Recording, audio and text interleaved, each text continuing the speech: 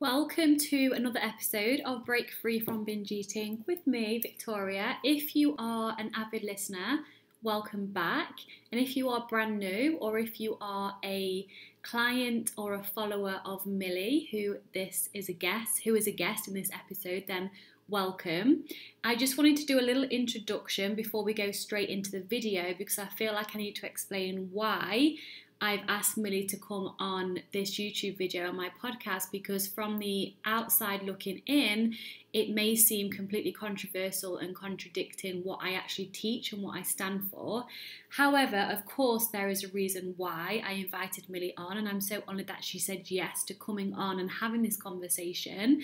But first things first, how did I even meet Millie? I met Millie via searching for vegan protein recipes, how to get enough protein as a vegan bodybuilder. I am not a bodybuilder. I used to be, not anymore.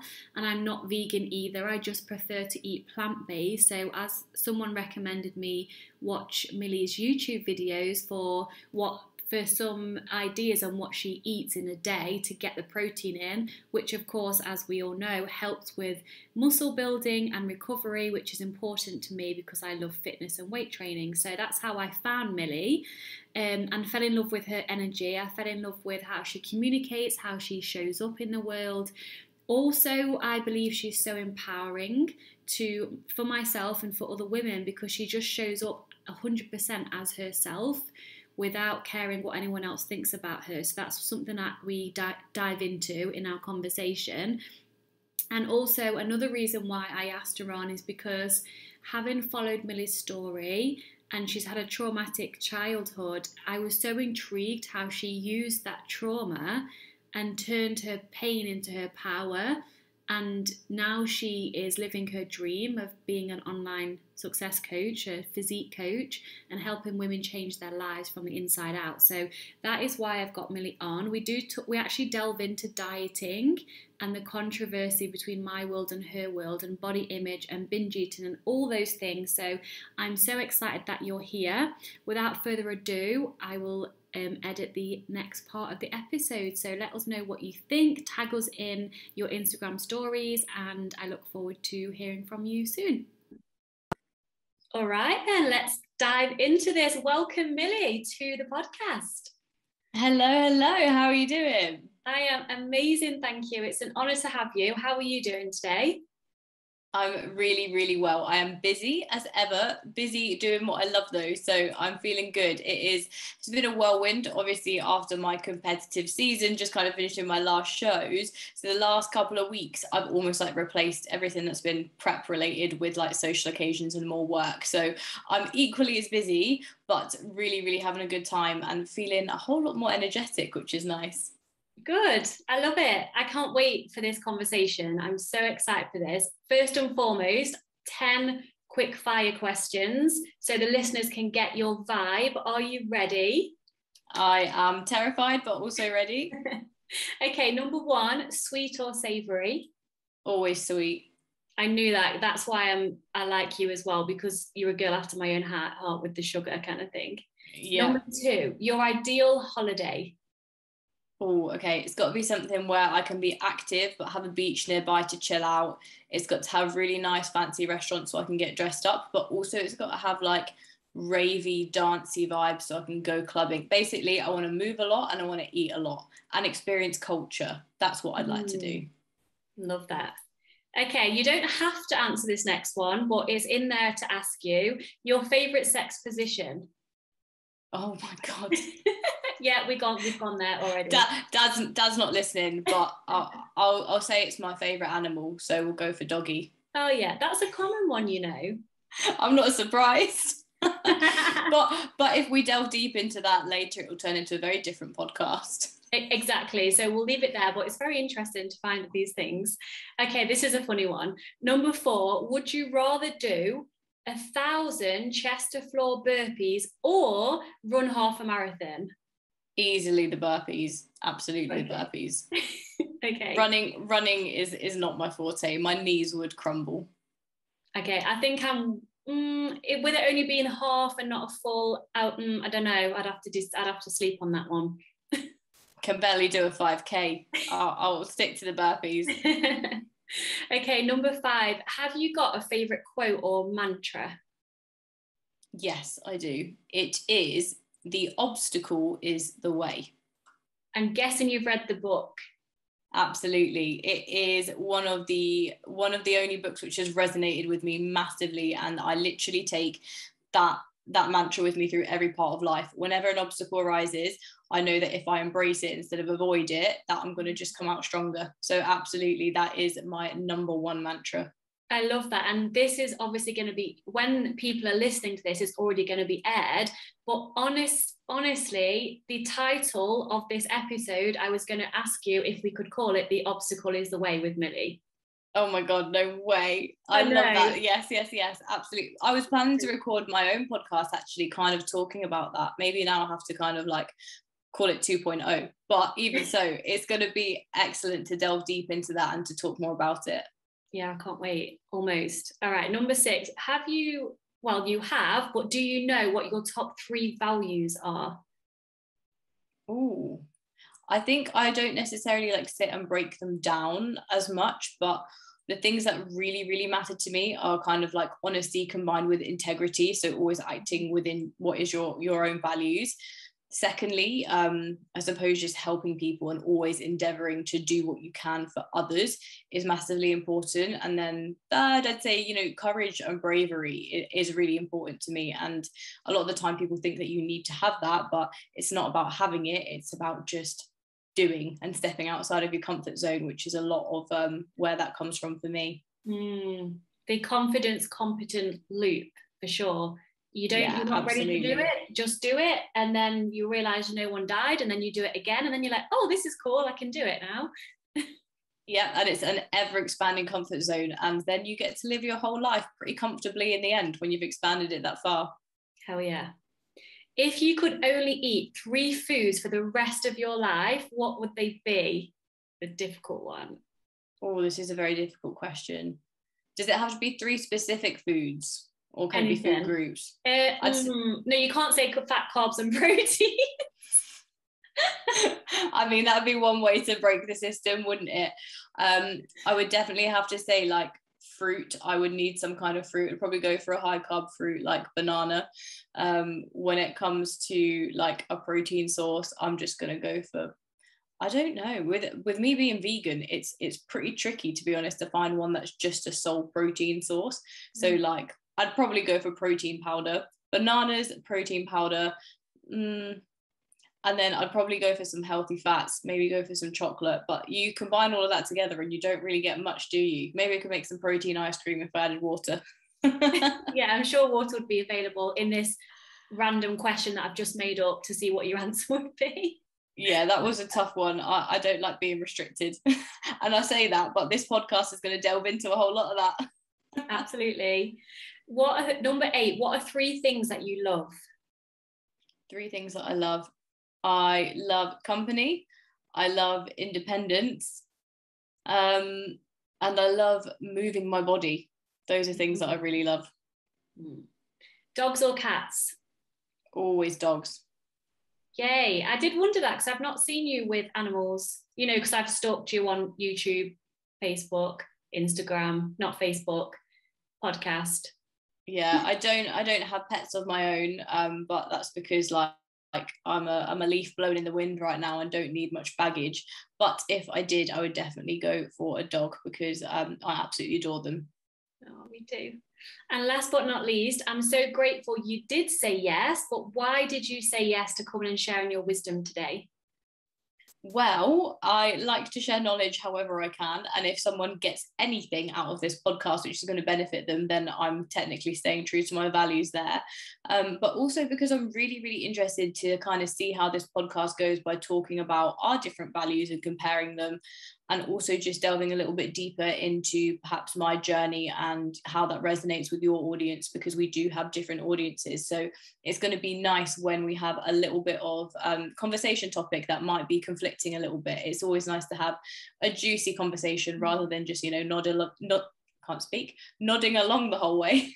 Yeah, no, I agree with that totally. And before we dive in, I wanted to ask you this at the beginning because I'm not going to try and pronounce your surname. How the hell do you say your real name? So it's Cvjetkovic. Cvjetkovic. Yeah, perfect.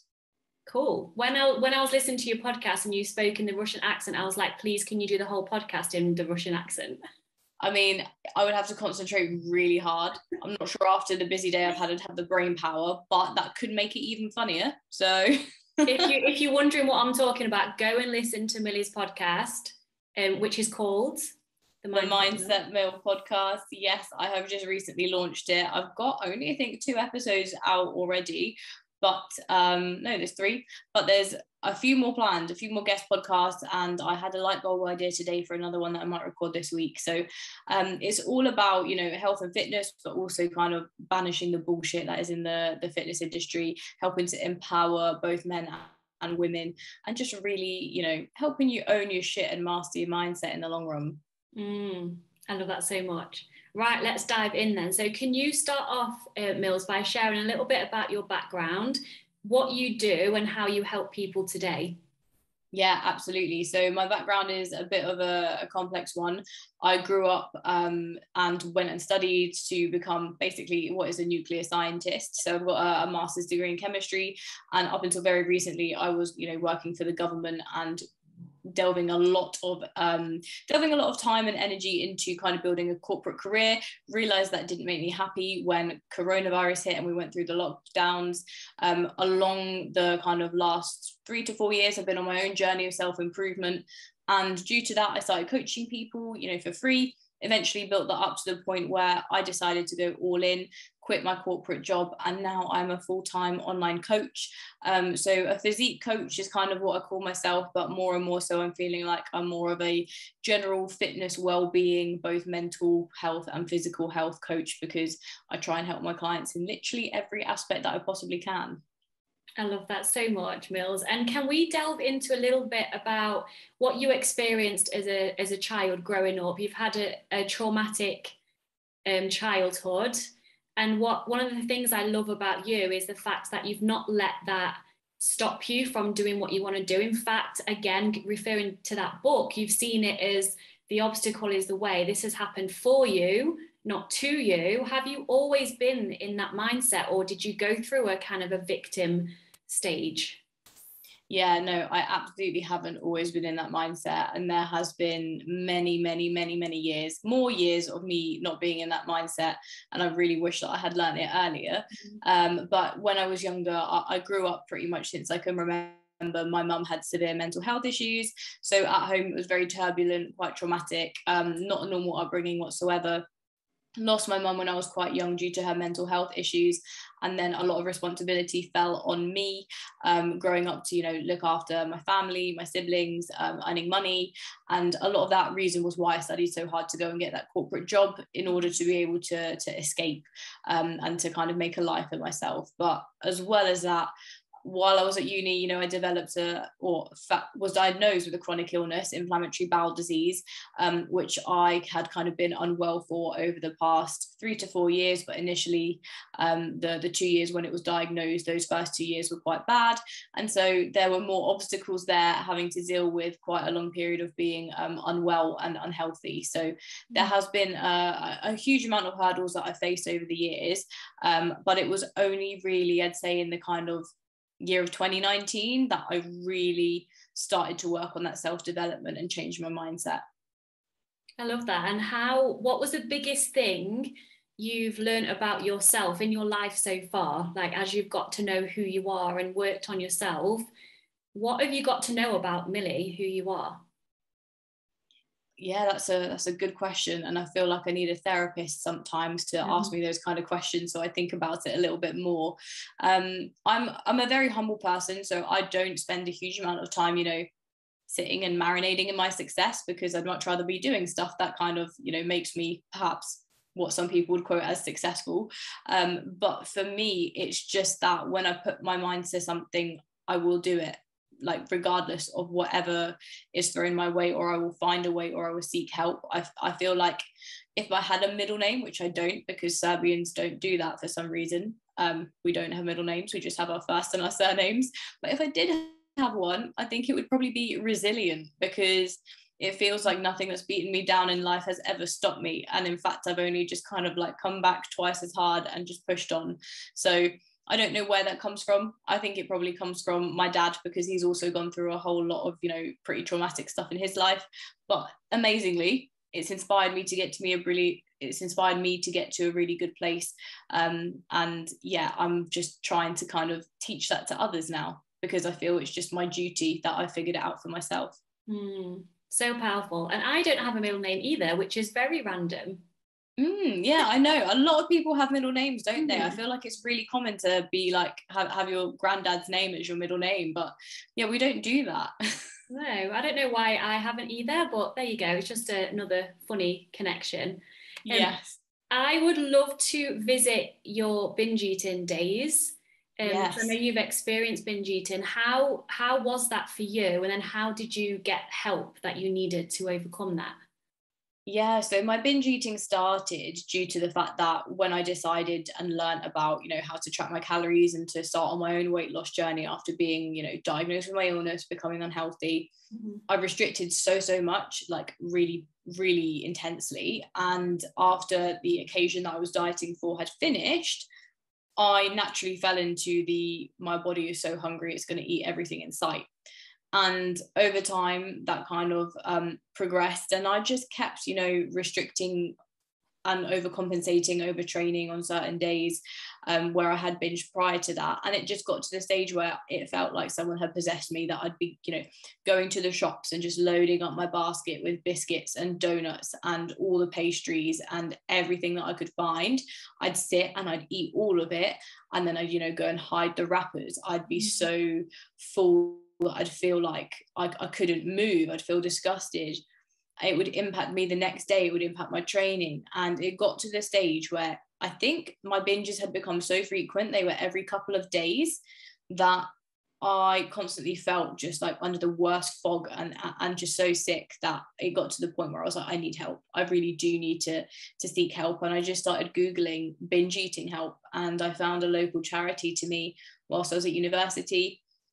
And I went there, and they did discounted kind of like CBT, cognitive behavioural therapy for students. Did a 10 to 12 week course of that, and yeah, it was really, really tough, because it had to get me to look into a lot of issues which I never wanted to look into. It had to get me to look at myself, which I felt massively uncomfortable doing. I just mean like looking at my body, and everything that I learned through that helped me in the long run. And it's the best thing that I could have ever done, because, you know, when you're being controlled by food, or at least it feels that way, it's a horrible, horrible spiral, and you just feel like you're never going to get out of that hole. So seeking help was the best thing I ever did. And now a lot of people come to me with disordered eating, and depending on, you know, how disordered that is, I can either point them in the right direction for help, or I can perhaps give them certain, you know, guidance when it comes to habits and structures and resources that they can use to help improve that. But naturally, it's not something that is, you know, to be taken lightly, because some of these issues can get to the point where they are really, really extreme, and you do need to seek that professional help. Yeah. And I'm so glad that you did get the help you need, because look at you now. Yeah, absolutely. Yeah, I say a funny story. I always like to share, because I've had feedback from my listeners that when I share like an episode in my binge eating days, it really helps them feel like they're not actually crazy, because it can make you feel so alone. Like, you know, when you're hiding the wrappers and you sat there with your tummy so full, you literally can't even like breathe. You feel like the worst person in the world, and like no one will ever be as bad as you. But I used to do things like put food in a bin and then put fairy liquid over the food in the bin, and then still get it out the bin and like try and pick around the fairy liquid. And one time, gotta love Krispy Kreme, right? I decided to get 12 Krispy Kremes, eat them one after the other. And then this is the funny part. In the middle of the night, I was in my dressing gown, hiding it in next door's bin, so my fiance didn't see the evidence of like what I'd eaten. I've literally done that. I've literally done that. I remember I was staying with my sister once, and I was having a binge eating episode at hers, and I think I'd like put all of the wrappers and the rubbish outside in one of her bins. And actually, like, I'd put it in the wrong bin, and it was one that she had to empty into a different one. And so she'd found like just all of these wrappers of ice cream and biscuits and chocolate, and she was just like, you know, that's not the bin that we use. And I was just mortified. Like, I was just like so embarrassed. And I have plenty of stories like that, you know, to the point where I've literally felt the food, I've eaten so much that I felt it in my throat and I haven't known what to do, like, and I've just felt incapacitated, like I can't move. Like, people are mortified to feel like that, because you think that you've done it to yourself, but in that point you've lost control, and that is not you consciously making those decisions or being rational in those times. And so that's why it's so difficult to explain to someone what you're doing, because other people who don't understand will just be like, just stop eating then. Yes, the amount of times people would say, well, just don't eat as much chocolate. I'm just like, oh, well, that's done. Click your fingers. That makes so much sense. Do you not think I've tried that already? Yeah, exactly that. And that is the reason why us talking about our experiences is so important. And also, I'm really glad that we are talking about this as openly as we are now, because there's only so many times that you can say, oh, I know how you feel, to a client. But when I'm talking about my experiences, like, no, I really do know how you feel. Like, I've been there and I've done the same, if not worse. So trust me, I appreciate the fact that you are having these uncontrollable urges. And one thing that I pride myself in when it comes to my relationship with my clients is that they can tell me anything, and they need to tell me every single time this happens, because if I'm not aware, then it's only going to mean like the hardest step, as with anything in your journey, is showing up the first time or acknowledging it. You know, the hardest part of getting, you know, starting on your exercise journey is literally stepping foot in the gym. It's the same thing when it comes to binge eating. It's just telling someone that you're struggling. That is the hardest part. But after that, it will only continue to improve once you sort that help. Yeah.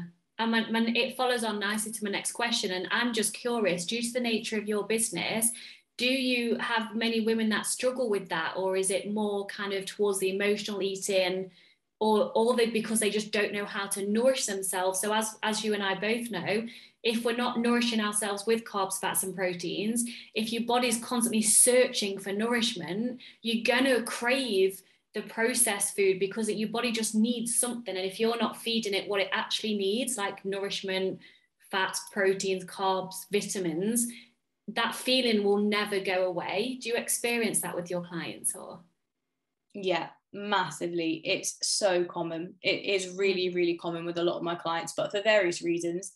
Some clients will come to me after years of chronic dieting, chronically trying to progress with fat loss and never giving their body a break. And so when I'm trying to get them to step away from a body composition related goal and to focus on their mental and their physical health, and to focus on things that they value, such as their strength, their physical performance, you know, their kind of self-care, their self-development, when it's that focus rather than body composition, they find it really difficult to let go. There can be a lot of kind of overcompensating when it comes to over restricting, over exercising. And a lot of the time, you know, if you do have an extreme goal of fat loss and you are trying to progress with that goal, yes, we will have to put you in a calorie deficit, which sometimes might need to be aggressive. But then it comes down to the processes that you're using. You know, there are ways and methods to eat in order to help you feel as satiated as possible, to stop you from having eaten all of your calories by 3 p.m, because then you've got to go all the way until the end of the day with no more food. Now, for a lot of clients, they don't understand the methodology behind eating habits. So it's teaching them eating habits that align with their goals to allow them to get there and to stay adherent and not eat the cookie cupboard in the middle of the night. And also getting rid of the cookie cupboard, as in like not having a cupboard specifically for cookies, and just appreciating the fact that you can have cookies if you want cookies in your diet, is one thing that's important as well. So fear foods are another thing that a lot of my clients have, and they won't keep things in the house. And if, you know, they are worried that they'll overeat on that certain food, they'll never expose themselves to it.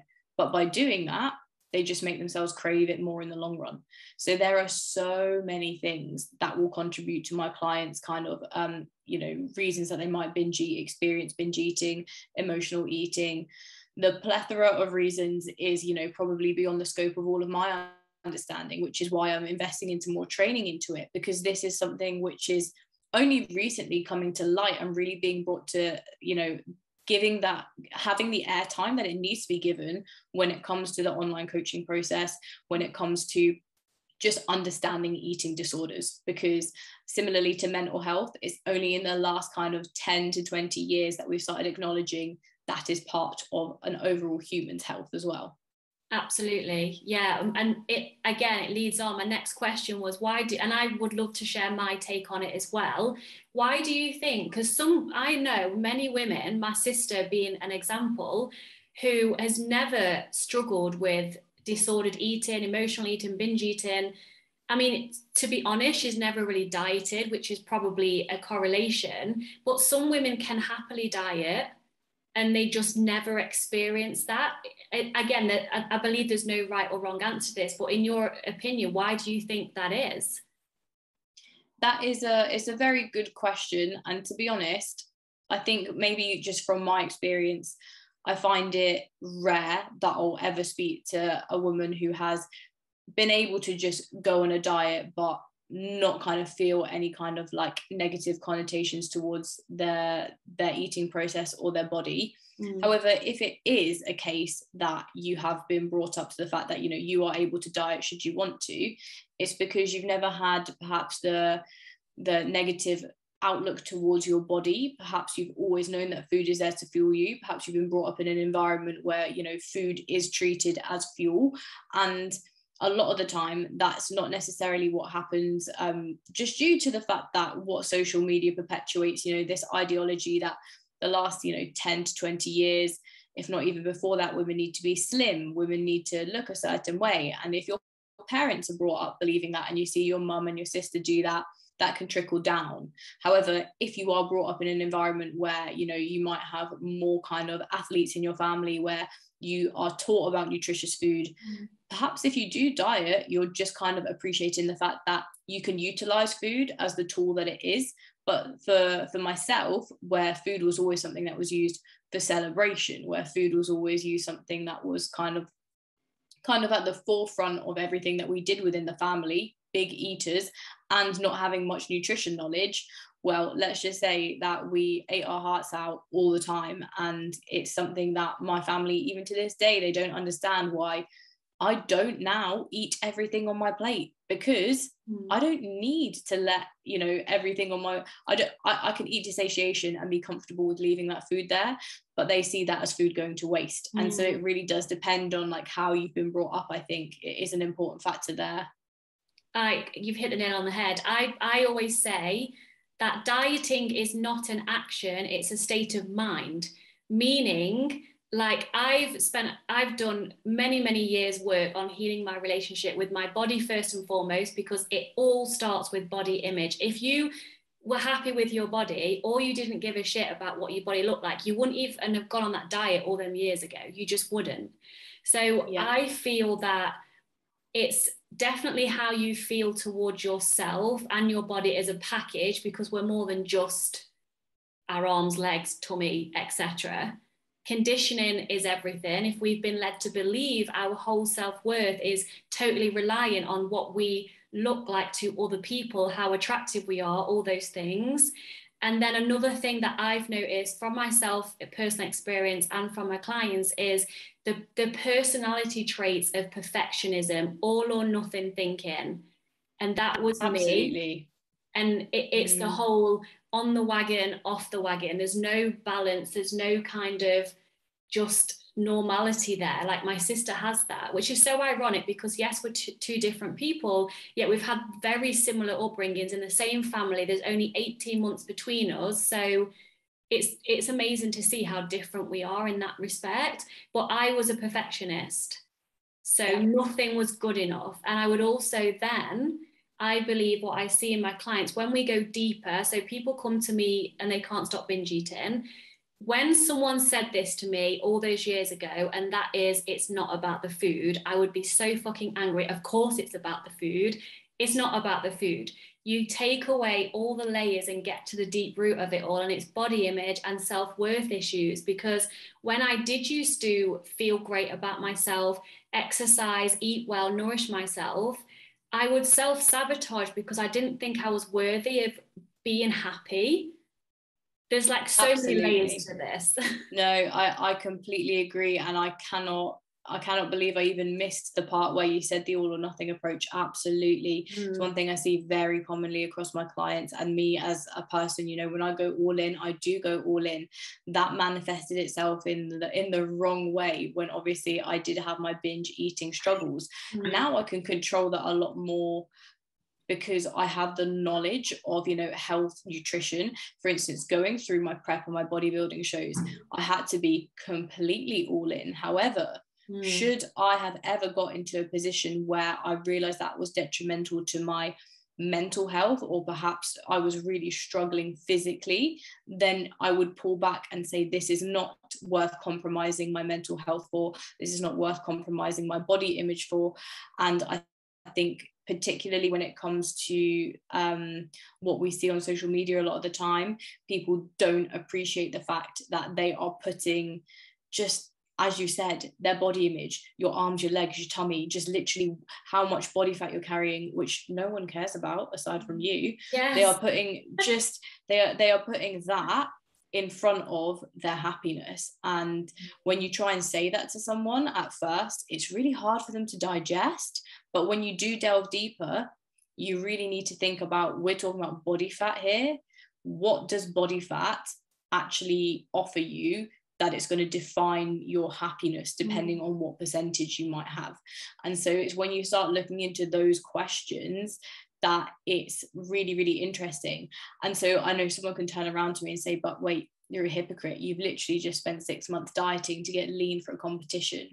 But when you talk about the reasons behind competing, or the reasons why someone might prep for a photo shoot, is it just for them to look good? Because if it is, not a lot of them will actually make it there in the end. You have to be process orientated, and you have to want something else out of the process. You can appreciate the fact that you want to maybe change your body for whatever reasons you might have.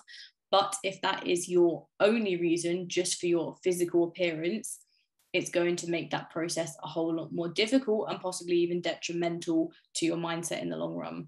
I love that you brought this up, Mills. Again, it's almost like you can read the questions I've got, and she can't, by the way, but I promise I can't see them. It's leading perfectly in, because you're a bodybuilder, and if people don't know, that's an extreme sport. And I love that you brought up the fact of the why and your reason behind that. Because I'll be honest, when I was in the depth of my eating disorder, I was angry I was in full victim mode. I was angry towards the diet industry. I tried to prep for my first bodybuilding show. I didn't get a coach. I didn't know what the hell I was doing. I was doing it all wrong, in quotes, because I just didn't know what I was doing. I was starving myself, overtraining. I didn't even know how to like fill my cells up with carbs again. I didn't know what I was doing. I then fell into a full-blown eating disorder, and then I became angry for a long time at the industry. And it's not about that, because now I've worked on myself, healed everything. I mean, it's never ending, right? We'll never get there. It's very true. Continuous. I've realized that, well, wait a minute, I was doing this for all the wrong reasons, because I didn't love myself. I didn't feel worthy. All I wanted was to be lean, to get external attention from men, women, people, because I didn't love myself. So the fact that you're doing this extreme sport, coming from, having binge eating disorder, but what you've said is really key. Like, you are taking care of your mental health, and if it has an effect on that in a negative way, you're going to pull back. So can you just talk more about how you see your body? Because of course in bodybuilding, again, those that maybe are not aware of it, you're going to have to gain fat now, aren't you? And you were extremely lean, you probably still are. Does that affect how you see your own body, even though you're aware of all of this around body image and food? Yeah, and that's a really, really interesting question. So no, it doesn't affect how I see my body, because after years and years and years of mistreating my body and hating how I looked, hating, you know, just the, like, literally hating myself at some points as to being sluggish, being lazy, you know, over restricting, then going through binge eating, feeling out of control, all of this just hate and negative energy towards my body and my illness as well. It was almost my illness and going through that and going through a really tough time with it, where I was like, oh my goodness, you should be so grateful to have a body that you can thrive through and live through. Like, your body is not here for you. Like, you live your life through your body, and if you mistreat it, then, you know, you are really going to suffer. Now, everyone knows, well, most people in bodybuilding know that going through a prep is not a healthy process whatsoever. You are getting to extreme levels of lean. However, should my health have ever really deteriorated mentally or physically, I would have pulled out, because it would not have been at risk of, or, you know, I wouldn't have put my health at risk. However, for me, the kind of process of putting my mind to challenging myself, to seeing, firstly, can I train like an athlete? Can I eat like an athlete? Can I make my life run like clockwork? Where can I be more efficient? Just the process as a whole, and really appreciating more of the science behind it. I'm a scientist at heart, so really needing to learn and understand nutrition and supplementation inside out for going through that process helped me understand more of how I needed to treat my body during it. So a lot of people will say, you know, bodybuilding ruined their relationship with food. Now, if you come out of a show and you're going to eat everything in sight and suffer with binge eating, a lot of the reason is because you either don't have the right help or the right protocols around you. But also, have you prepared yourself in terms of knowledge and research and understanding why you might feel like that, understanding what your body needs, understanding how to reverse diet and why you should do that? And I guarantee you, a whole lot of people really just care about being on the stage in the sparkly bikini, but they don't care about their health. They don't care about the process. And again, this is coming back to being process driven.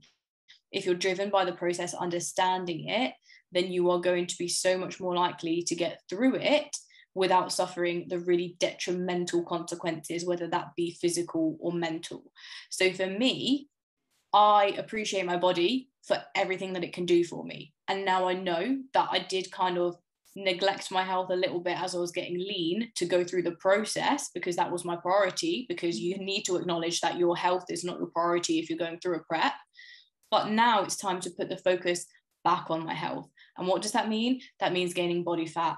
And you know what body fat's going to do? It's going to make me feel better and stronger. And it's not going to do anything negative, because it doesn't take away my personal qualities. It doesn't take away my value. It doesn't take away my self-worth. It's just body fat. It's literally just a makeup of fatty chained amino acids. Like, it's not going to do anything negative whatsoever.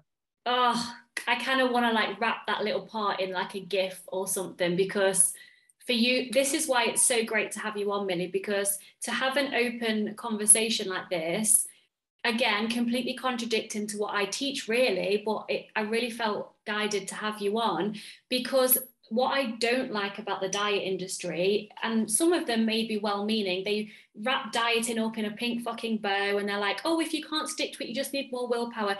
You care about your client's health, mentally, physically, emotionally. You openly admit like your extreme sport, bodybuilding, what it actually takes and what mindset you need to be in and the why behind it. And there's no bullshit around any of that. And this is why I want you to share your wisdom, and you are doing so beautifully, about taking care of yourself through that. And the most important thing that I'm hearing that you're saying is you are not, your self-worth is not relying on how much body fat you have. That's the key. Not at all. And even when it comes to the whole competing process, this is one thing that I recorded my post-show thoughts podcast on, was a lot of people put their value and their happiness on their placing in the shows. And the shows are so subjective, the judging is subjective, it depends on who shows up on their day.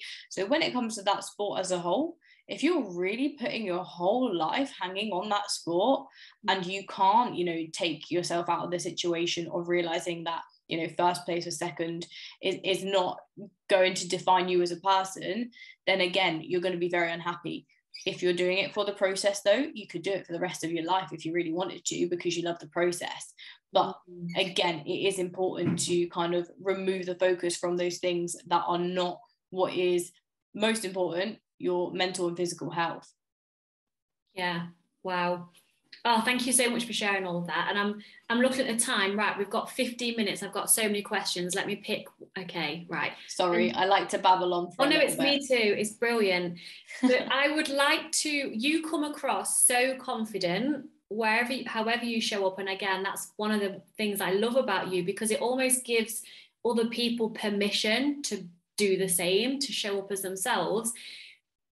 My question to you is, if someone came to you struggling with keeping themselves small because they're scared of what other people might think of them, what advice would you give them? How do you show up so confidently without giving a shit what other people think of you?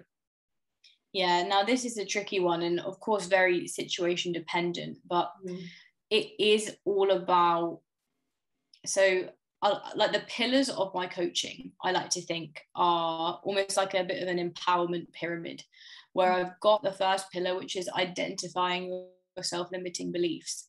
What is it about yourself that you really feel that you can't do? And then look at the evidence to prove whether that's actually true. Like, as if you're in a courtroom, do you have the evidence to back up the fact that you are not strong? Have you tried to feel strong? And if you haven't tried, then it's about cultivating, you know, the mastering your mindset is probably pillar number 2, to go and break those boundaries, which would be pillar number 3, to prove to yourself that you can. Now, mastering your mindset is probably what you're delving into there. Like, how do you get to that stage where you do, you know, stop feeling so small and you do break those self-limiting beliefs? Now, as you kind of discussed and touched upon earlier, it is just taking that first step. And, you know, no one's coming to save you. No one's going to do it for you. I can't do it for you as much as I would like to. You just have to do it and try. But then you need to kind of analyze that and think, what is the worst case scenario? Will I die? You know, what is going to happen if I do just do this on this odd occasion? And sometimes taking the leap is the best thing that you will ever do, because, as I've said, it's a snowball effect in terms of how your comfort zone expands, and then you get motivated to do something else. It's a little bit more scary, and then you do more scary things. And this kind of sounds like it's tangible. It's not tangible. This can be in so many different forms of life, even if it's just you go to uni, the lecturer asks if anyone's got a question, and everyone stays silent because everyone's terrified to, you know, ask a question in front of another 200 students. But after the first time you've asked that question and the lecturer says, that's a brilliant question, and I'm sure many other people were wondering exactly the same thing, you're going to be excited to ask the next one. So it is all about kind of cultivating that energy and that push to take the first step. Now, how you do that is very, very dependent on each individual, and depending on what clients I have and what they're kind of, you know, every person approaches things differently. And so it's really important to tailor my approach when I am coaching my clients to make sure that I'm nudging them in the right way. Yeah, absolutely. And it's the baby steps, isn't it? Before you know it, if you take a little step each day or each week, and then if you look back in 6 months' time, then you've come such a long way. And it's worth acknowledging every little win. Like, I'll share, actually only today, a client of mine, she's a new client, I challenged her to put a profile picture up in our group coaching. And this is that would be nothing to me and you. It would be like, well, do you want it naked, half naked? Obviously, like I've got a mix. what vibe do you want? But for her, it was such a big deal, because whenever we had coaching calls, her camera was off, and that's completely fine. I want them to show up in a comfortable, safe environment so they can be coached and receive what I'm going to give them. But for her she put a picture up today, like a photo of her in the group, and that was huge for her. And so we all celebrated her, and now she realizes that, oh, you know, no one's bullying me, no one's saying bad things. In fact, the complete opposite. I mean, she's gorgeous, actually. She's stunning. And that is a judgment on how she looks from me, but we judge people all day, all the time, positively, negatively. And once we get our head around that everyone is judging us all the time anyway, what are you going to do? Yeah, nothing. That resonates with me a lot, because one of the things that I went through when it came to my cognitive behavioral therapy for binge eating, I was asked to bring in, you know, 2 pictures of myself and talk about which one I liked, which one I didn't like, what I thought other people would assume about me. And then we showed the picture to other people, and everyone came back and said the one thing that I thought they wouldn't say. And they said, she looks really confident and she looks really smiley, but actually inside I felt tiny, I felt insecure, and I felt terrified. And I was like, oh, these people, you know, have good thoughts about me. And again, it is that when you kind of break things down and stop judging yourself so much and just appreciate the fact that other people do value you, that you will then start to reap the rewards of that. And it takes a long time to build up that confidence, but again, as you said, it's the baby steps to get there. Absolutely. Right. I'm having to choose between my own amazing questions to ask you. Okay, I'm going to ask you 2 more questions. No, 3. Okay, we've got time for 3. Number 1, if someone like myself is a recovering people pleaser, and I'm getting better and better each day, if someone is full-blown people pleaser, how would you advise them to choose themselves over someone else's needs, especially as a woman? I love that you said this, because I had to have this conversation with myself today. Oh. Because I have put so much on my plate for others that I got to the point where I was like, you're not putting yourself first. And you know, when you don't put yourself first, you're putting yourself at risk of suffering, at risk of burnout, at risk of not being the best version of you.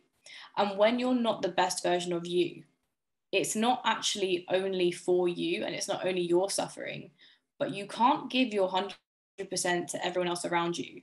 Yet you're telling me that you're a people pleaser? So if you're not being able to give your best self and you're running yourself into the ground, well, how are you pleasing anyone? In fact, that's just going to turn into a spiral and a vicious cycle of you not being able to give your best, and then it's going to have, you know, knock-on effects. So by taking a step back, by looking at everything in a bird's eye view, and by speaking to yourself like you would speak to someone that you love, and looking at your situation by taking yourself out of it, what would you say to your friend who is bending over backwards to do everything and anything for everyone else, and she's really stressed and she's not looking after herself? And then whatever you said, you apply that to you.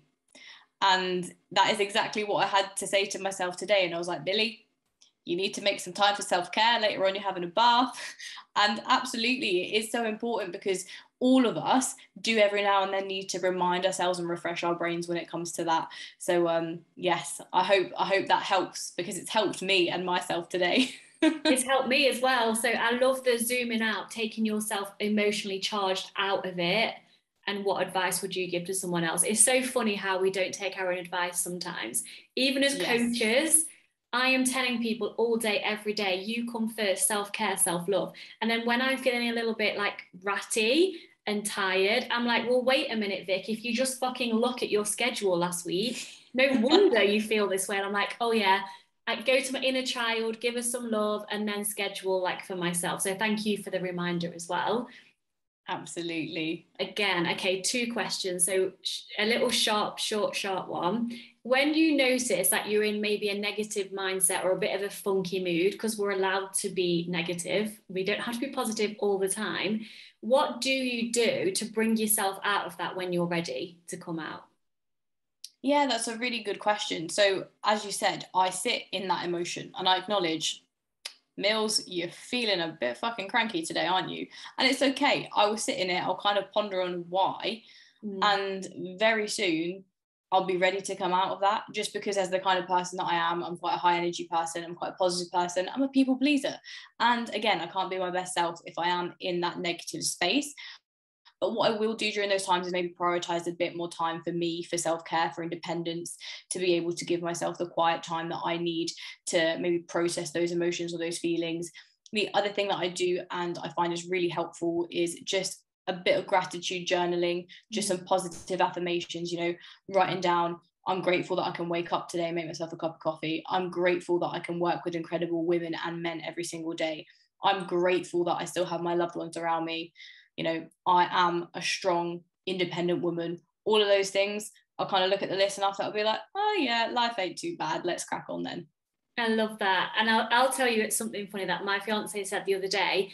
Before I tell you the line, we need to get clear, because then it's not going to be as funny. What is it that, what animal or creature that lives for a day? Is it a moth or a fly? There's one thing that lives for like one day, isn't there?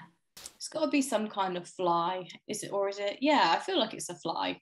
It's kind of a fly. So we was out and we always walk and talk, and he said, I was in a bit of a flunky mood, and he said, it could be worse. You could be a one-day fly and then you've had a shit day. Oh my God, that is so true. That is so true. Yeah, life is a short one. You never know how long it's going to be around for.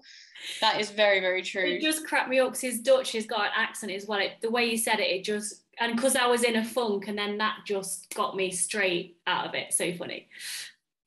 I'm absolutely going to use that. I'm definitely going to write that down somewhere so I can see that if I am having a bad day. Please do. Okay, before we end and how you can and share, oh my God, let me try again. Before we wrap up, I've got 2 questions to ask you, and then I'd love for you to share how people can find you, what you've got coming up, how they can work with you. But 2 questions for you, Mills. If you could go back 10 years and speak to your younger self, what would you say to her? Okay, going back, how old was I? 14. I'm just trying to think, how old am I now? I love that. If I could go back to speak to 14-year-old Millie, I would really, really have a conversation with her and explain to her how her self-worth and her value is not dependent on what others around her think and feel towards her. I used to place so much energy on and my value on other people, you know, always worrying about boyfriends, always worrying about friends, and never just being okay with me, because I grew up very insecure. So if I could go back and have a conversation with her and point out to her her values and prove to her that she doesn't need to rely on anyone else for her happiness, then that is something which I would stress massively. But then again, would I be where I am now? Who knows if that's the case? But I spent way too long being really, really upset by others not valuing me enough when I was young, and I wish I could change that. That is so beautiful. And the last question, this is quite difficult, I think. If you could go 10 years in the future, so you'll be my age, you'll be 34, what would you say to the 34-year-old you? Or what would you ask her? Oh, that is very interesting. This one has stumped me. I feel like I'm not someone who likes to plan too much, but perhaps if I could ask her one thing, it would be, I don't know whether this is cheating, but I'd say, what would you say to 24-year-old Millie as a bit of advice? Because I feel like for myself, one thing that I've really untrained myself out of these past few years is to think too far in the future and to just focus on the moment. Because as we were saying, life is too short, and if I think too far in terms of where I want to be or predict my future, then actually that can lead you down a route of maybe not being actually where the future you wants to go. Who knows what are we doing back then or at that point? So we'll see. Yeah, I've got one more probing question. Sorry, I can't help myself. Go on. You said to her you would ask her what she would say to you now as a 24-year-old you. Knowing that, I'm going a bit spiritual here, knowing that your higher self is already you and you're remembering the future, what did she say to you? I think she would have said, I think she probably would have said that I need to start delegating more and stop trying to do everything myself, because that's the position I feel like I'm finding myself in right now. And so I do feel like with everything having been such a whirlwind this last kind of few months, as I was saying earlier, I need to help myself before I can help others. And so I need to really work on finding that balance, I think, is my priority right now, at least at this point in my life. But who knows what will happen in the next 10 years. Amazing. Okay, really, wow. Thank you so much. Where can people find you? And how can they work with you? Thank you so much for having me on the podcast. Honestly, this was such an interesting conversation, and it's definitely got my brain ticking over now. I'm thinking, what is 34-year-old Millie going to say to me? People can find me on Instagram at coached by Millie, and you can also find me on YouTube at Millie Cvjetkovic. Good luck spelling my surname. Hopefully, I'll link it below. Yeah, Vic will link it below. And then, of course, the Mindset Mill podcast, which is my new podcast where, as I said earlier, I'll be covering a range of topics. Should anyone want to work with me, just find me on Instagram. In my bio, I have my waitlist link there. At the moment, I have got my books closed, but if you ever want to know when spaces are available, then just sign up. And every now and then I send out freebies, so you can always get useful resources. Amazing. Thank you, Millie. Oh my God, it's been an absolute pleasure. Thank you so much. And we will no doubt be hearing from you again soon. Thank you so much. I can't wait. Thank you. Bye, Mills. Bye-bye.